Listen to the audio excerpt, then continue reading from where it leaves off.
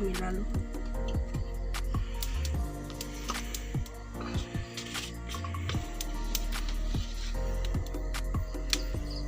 হালধি দিলোঁ বৰ্তমান কেৰাহীত তেল দি থৈ দিছোঁ গৰম হ'বলৈ তেলটো গৰম হ'লে আমি মাছটো ফ্ৰাই কৰিম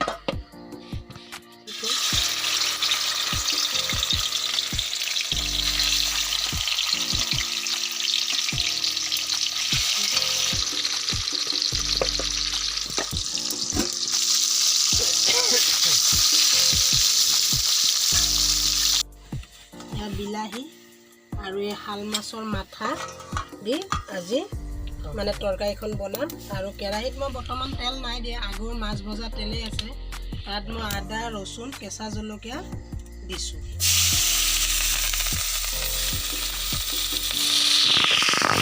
এতিয়া আন্দাজমতে হালধি দিম গৰম মছলা অলপমান ইয়াত দি দিছোঁ আৰু ৰেড চিলি প্ৰথমতে আমি কচুখিনি অলপ আধা ভজা কৰি লওঁ এতিয়া নাই এতিয়া নিমখ দিছোঁ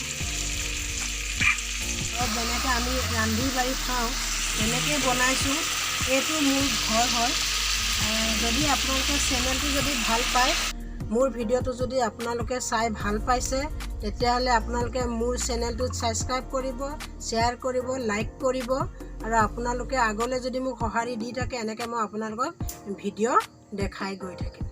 হ'ল এতিয়া মই বিলাহী দিম বিলাহী দিছোঁ বিলাহীখিনি আধা ভজা হ'লে মই মাছ কেইডোখৰ ইয়াতে দিম এইখিনি অলপ আধা ভজা হ'বলৈ দিছোঁ ভজা মাছখিনি দি লৈছোঁ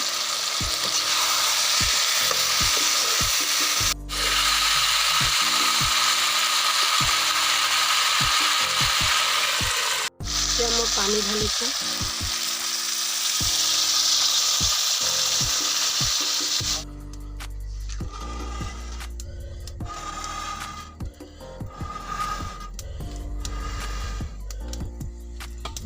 এতিয়া তৰকাৰীখন উতলিবলৈ আৰম্ভ কৰিছে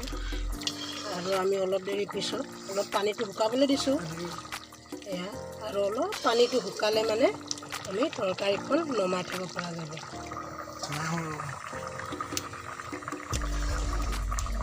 তৰকাৰীখন বৰ্তমান এতিয়া হৈ গ'ল এতিয়া আপোনালোকে এনেকৈ বনাই কেতিয়াবা খাই চাবচোন এতিয়া নমাই থওঁ এইটো কেৰাহীখন